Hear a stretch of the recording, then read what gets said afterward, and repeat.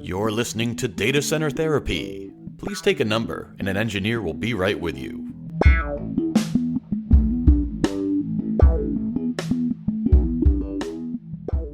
Welcome back to Data Center Therapy, a podcast from iVoxy Consulting that talks all things IT with a healthy dose of empathy. I'm your host, Matt, where's my crystal ball, Cozzolino, and joining me for today's episode is Ryan, I don't think you got a tagline in there, Grelck. Each episode, we dive into the wide range of technologies that make up this beautiful sandbox called IT that we all play in. We share our hopes and dreams, opinions both positive and critical alike, with all with a touch of empathy. Because at the end of the day, we all need a seat on that couch. Ryan, welcome to this wonderful episode. How are you doing today? Hey, thanks for having me on again. I'm doing great. Nice. Yeah. You surviving the rainy northwest weather we've got up here so far? Oh yeah. I mean, it's normal. I'm used to it. I've been Yeah. here for 5 years, 6 years. Okay. I don't know, something like that. It's 5-6 years what it takes to get used to that? Yeah. Yeah. Nice. Yeah. Well, today we were going to kind of talk about like what's 2022 bring? What do we think 2022 is going to bring? We got a couple of different options there. I think the big one we're going to see next year, not necessarily the big one, but a continuation of what we've been seeing the last couple of years, is security is going to continue to play a big role in everything we're doing. Do you have any thoughts around that? Yeah, so we're definitely going to see an uptick in ransomware attacks, but now that the federal government's involved, maybe we'll see more groups being taken down. You know, they just took down Revil, also known as Sodino Kibi. And, you know, hopefully we can start taking them down because they've been targeting more and more of the critical infrastructure that's across the world, not just in the U.S. What were some of the things that those groups targeted? What were some of the ones that they were? Was that the pipeline thing? Yeah, from there's the East the Coast? pipeline. Was that they did that one? They did that one. I believe Okay. they also did the MSP. Okay. That I forget the name of them, but they hacked into the MSP and then spread their malware across all of their clients. Spread it. Yeah. Yeah. Okay. All right. Well, that'll be good to take it down. I think with security, one of the big ones is that us as consumers or end users, we're always kind of playing catch up, right? It's always, what's this new thing? How's this new attack happening? What's this new vector? And there's always the catch up to try and resolve those. That's going to be difficult to address. Man, I don't know. That's a hard one. I know I've had a lot of conversations recently, surprisingly, with customers about Arctic Wolf and that managed security SOC process that they offer. That seems like one of the cheaper, easier things to do is like let's get eyes on all of this all the time. Right. Kind of Yeah. thing. Because not everybody can have a SOC or can build a SOC because it's a lot of work, and you'll need multiple engineers and you'll need multiple, all of the technologies that are included in keeping a SOC and all of that going. It's quite a bit of work. Yeah, you look at just the hour time associated with that, right? If you want 24/7 coverage, that means you've got 2 people, probably 3. But then, people have lives and want to take vacations and whatnot, so make that 4. And then the infrastructure to support that, and then the training and ability to be able to watch all of the logs and correlate everything. So yeah, that's actually the one that ends up being the piece I bring up the most whenever it comes up, is like it's cheaper to just kind of pay this than try to build it yourself, and you're going to get that quality out of it all the time. So Right. yeah. Security, that's the easy one. I don't know, what else do you think we'll see next year? Like, any cool technologies you're excited for? I'm pretty stoked for the Steam Deck. I think that's going to be awesome. We're Yeah. going to get more and more Linux gaming, which is going to be awesome because the only reason I run Windows at all at home is just Uh-huh. for the gaming. Yeah. That's the only reason. That's some of the fun ones. I'll dabble on Steam and this looks like a fun game and download it, but most of them are Windows based. Yeah. Yeah. Yeah, and with the Steam Deck, Steam has a translation layer that can translate those Windows native apps to be able to run on Linux, which is, Okay. I think, very awesome. That was going to be my question there. Is it written specifically for Windows? Are you seeing games written specifically for Windows, or is it? So there's a good amount of Linux native applications now. So I saw, Valheim, that was a pretty big game this past year. That has a Linux native client, Okay. which is pretty cool. Okay. So Maybe we'll see, AAA games coming out on Linux, but probably not. some Rockstar on Linux or Yeah, something. yeah. Yeah.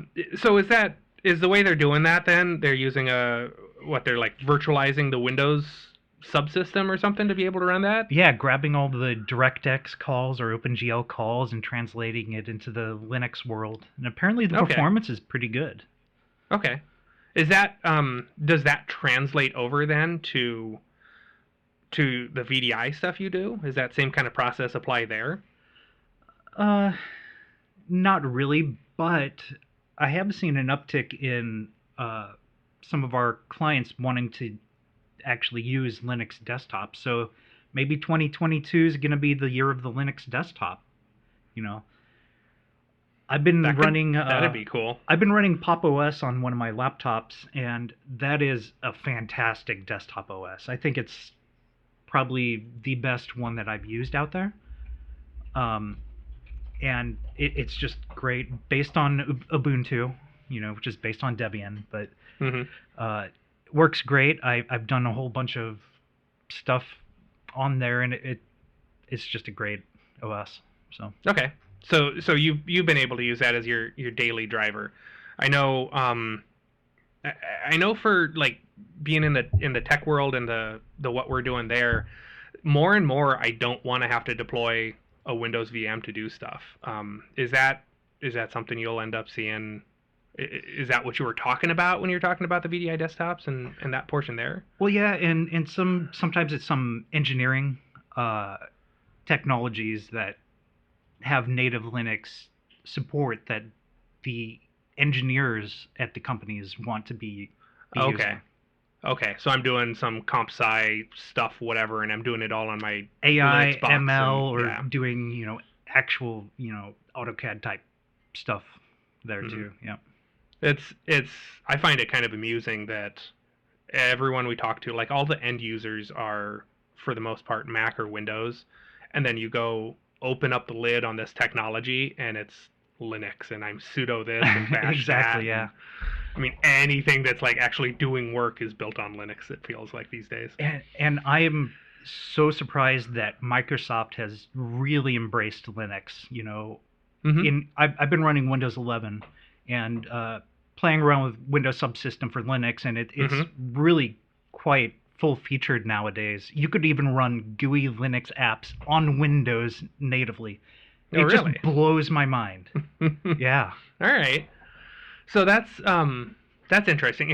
It's been a minute since I've done the WSL piece. Has it gotten, I want to say, gotten better or gotten out of the way a little bit as far as what it requires you to do to get it running? Is it now just kind of there? Well, you still need to have like virtualization enabled on your device.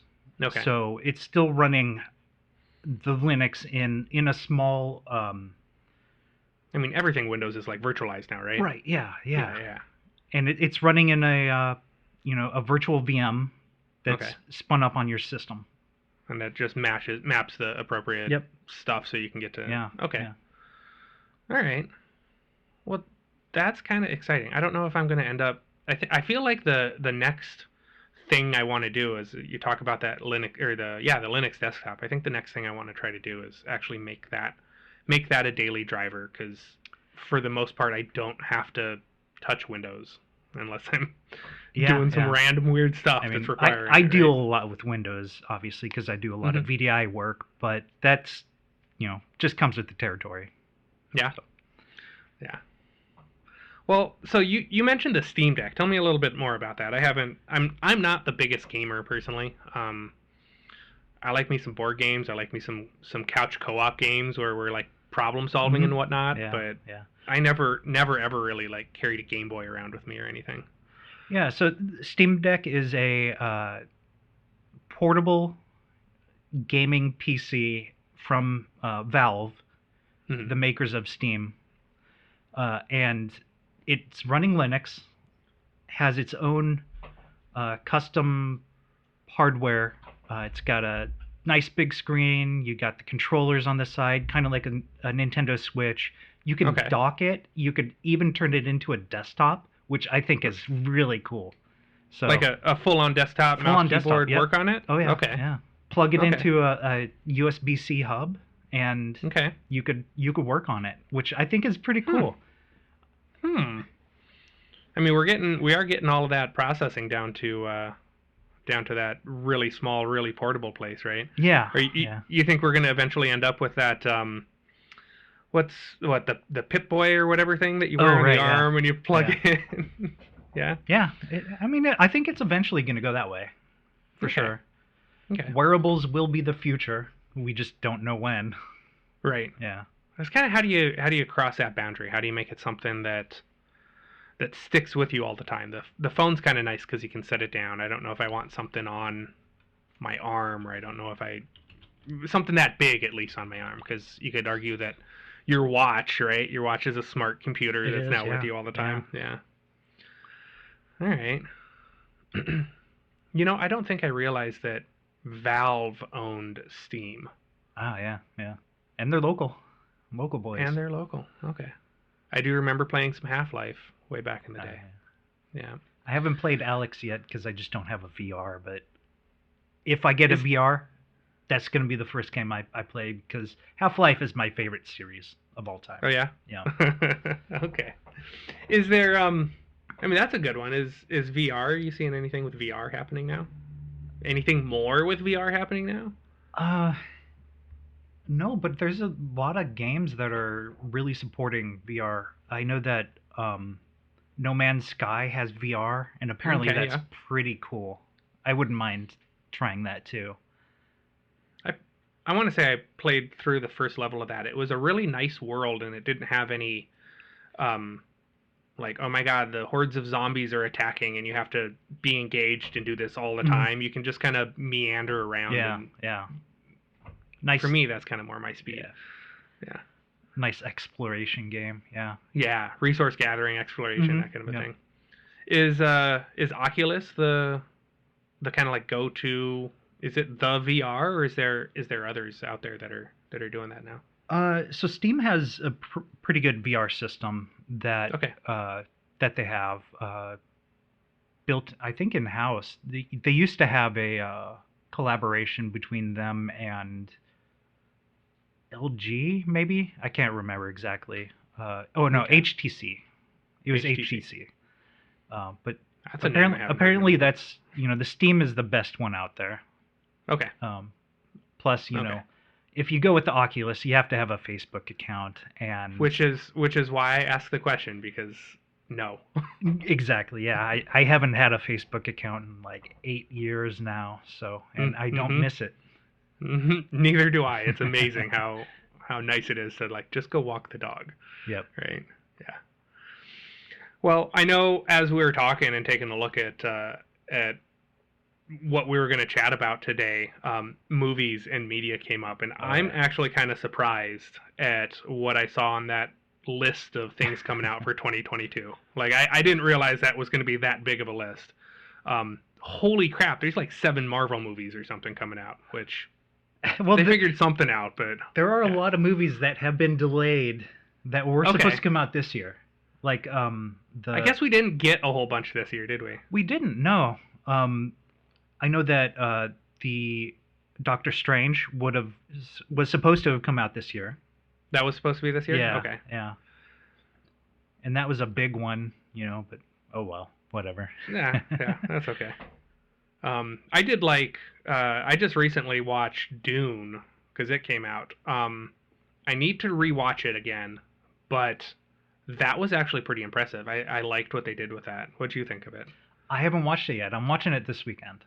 Yeah? Yeah. I did read the books, but I was 15 when I read them, so it was quite a while ago. Yeah. Go read them. Reread them real quick. I should. They're pretty good. Yeah. So I guess that's the piece that I thought was pretty good about it, was it kind of followed that actual book story pretty good. A lot better than the David Lynch version. Yeah, but I mean, I do recall watching Patrick Stewart and enjoying that when I was like 6 or whatever when it came out, right? Oh yeah.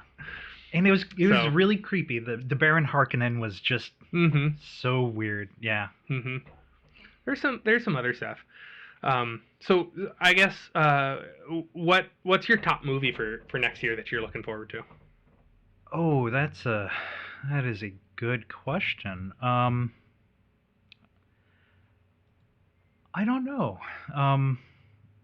I'm kind of over the Marvel movies, and there's no Star Wars movie coming out next year, so. So that's for me, that's kind of a fun one, or it's been kind of interesting. I've been disappointed, like overall disappointed with most of the Star Wars movies. The ones I've enjoyed have been Rogue One and Solo and everything that isn't in the Star Wars lane, right? So outside of the original 3 Star Wars, I think Rogue One is the best Star Wars movie. Yeah. It is. Yep. It encapsulates everything about the Star Wars universe. Mm-hmm. And you care about everyone. It doesn't include Skywalkers. And you know what? It didn't need them. No, it didn't. Well, okay. The end, there was one, but... I guess technically, yeah. Yeah.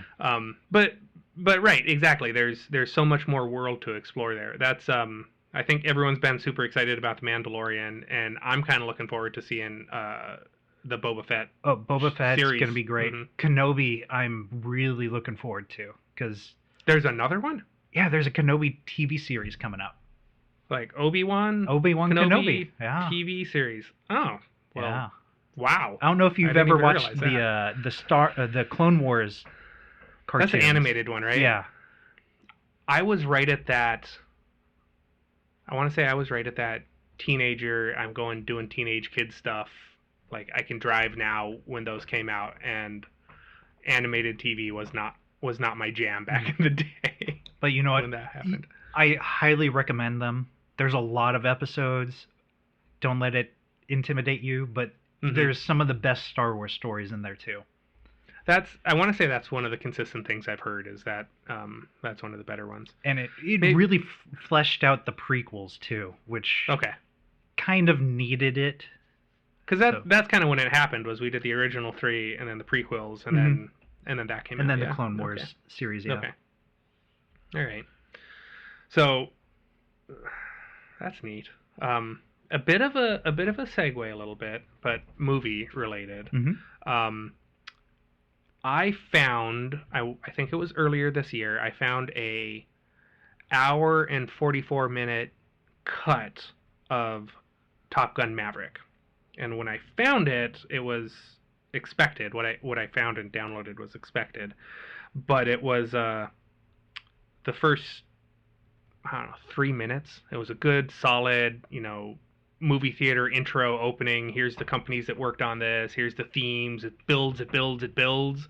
And then it drops into like an hour and a half of Rickroll. That's awesome.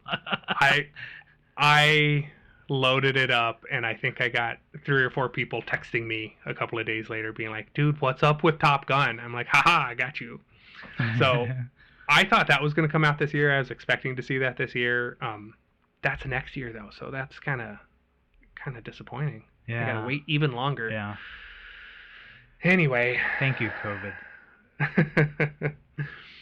I guess there's some, we got some other things written down here. We've got, I don't know, I think I think we've kind of defined that remote work is possible. Remote work can absolutely happen, right? Yeah, and I think it's just going to get greater and greater. Everybody's going to want to work from home. They've gotten the taste, and I don't Why think do it's I going need away. to go in somewhere? Yeah. Yeah, exactly. So I know you had mentioned we're seeing some more technologies that are kind of supporting that and making that easier. Now we've had a year, almost 2 years of this going on, so we've Yep. been able to invest some into that development of supporting technology. So you're seeing some of those, I want to say, in the VDI space you mentioned. Yeah, so VMware is coming out with SD-WAN, Horizon Plugins or whatever. combinations, kind of, I guess, Okay. or yeah. So Let's make it easier to get the remote work done from that remote location and exactly. wherever Yep. you might be. Yep. Yeah. Okay. And I know, surprisingly, everyone talks about NSX and microsegmentation, but the site resiliency for me has been one of the ones that that comes up. And when I say that, I mean things like I've got 2 data centers in 2 different parts of the state or 2 different parts of the U.S., right? And I want to be able to move VMs around between those sites. That's starting to get more traction. I'm starting to talk a lot more about that. Yeah, so that's kind of so that network segment can transverse across the country, right? And you could do a live migration from LA to New York totally without any downtime. Totally. Which is so cool. That is super cool. And see, hearing you say that is actually great, because everyone wants to talk about, air quotes, everyone wants to talk about microsegmentation, and when you get down to it, it's let me write a bunch of firewall rules, right? It's cool how it gets installed and configured and how it's actually working under the covers, but once you get past that, it's here's my giant list of firewall rules that prevent things from talking to each other, right? Yeah. And it's not cool, it's not sexy, it's not super awesome, it's just I need to do that to check the box. But moving stuff between sites and having that not layer 2 continuous network between them and being able to do that's cool. It is pretty neat. Yeah. So all right, what do you think? What's your last one? What's your surprise me? I don't know what 2020 is going to bring, 2022 is going to bring. Surprise, huh? I don't know. We'll get the end of the Expanse TV series. Oh yeah, that's coming up here in a bit, right? Yeah, we got the this month, right? Next month. Maybe they haven't announced it yet, but the last book comes out on the 30th of this month. Oh, so I'm looking forward to that. I need to save an Audible credit for that. Yeah. Nice. And you just got hooked on the Expanse. I got you hooked on the Expanse. Oh yeah, this year, I read year? all the books this year. Okay. So yeah, good. That's a good one. I enjoy it. It's one of the better sci-fis. I know I did what cool sci-fi movie do I want to watch? Because I've watched The Fifth Element 700 times. I've watched, right? So I'm always looking for some good sci-fi. Yeah. So I did start reading Wheel of Time though, and it was a bit of a slog, but man, the story's pretty good. I'm just about done with the 3rd book. That takes place, I want to say, Invisible Dragons, right? At night, Invisible Dragons, is that the thing? No, there is a dragon though. Okay, there is a dragon involved. I want to say it was Wheel of Time or no, I remember Ringworld. I want to say it was Wheel of Time that had, there's 20 some odd books in there, and they kind of meander around, right? Oh yeah, there's so many. Yeah, I think my biggest struggle with that was it was old. It was dated, really dated. Though, to talk about dated stuff, the Forever War, if you take away some of the what they're talking about, how they're using ray guns and that kind of stuff, it deals with some of the time travel components of it, and it's kind of interesting how they do that. We're going to send these guys off to fight this war, and they're going to come back, and the world has drastically changed. The people we were fighting are now not people we're fighting. They're now our friends. But you were gone for so long that you didn't get that message, so you're going to, right? That kind of a thing. Yeah. Anyway, enough about the future. Thank you, everyone, for listening to us ramble about stuff for 2022. Subscribe to us on iTunes, Google Play, Stitcher, Overcast, Spotify. Any of them you can find us. Like, subscribe, smash the buttons, hit the whatevers. I don't know how they work. Someone else deals with that, so I don't have to. Hit us up on ivoxy.com. We've got an email if you've got questions, topics, things you want us to talk about, things you want to hear us ramble about. Podcast@ivoxy.com. And yeah, that's it. Thanks, everyone. Thank you.